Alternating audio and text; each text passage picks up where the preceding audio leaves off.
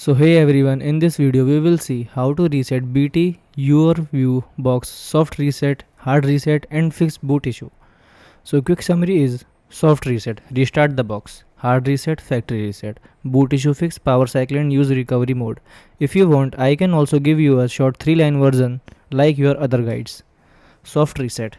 Use this if the box is slow, frozen or not loading properly.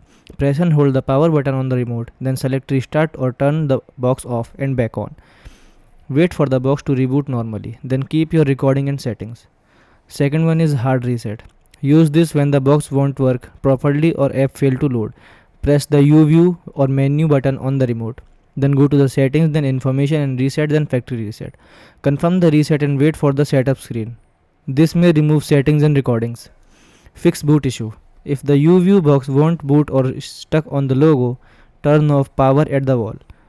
Press and hold the power button on the box. Turn power back on while holding the button. Release when maintenance or recovery option appear. Select soft reset or factory reset. Quick troubleshooting tips. Check HDMI cable connection to the TV. Then make sure internet connection is working. Then wait for 5 to 10 minutes after restart for full boot. Thank you.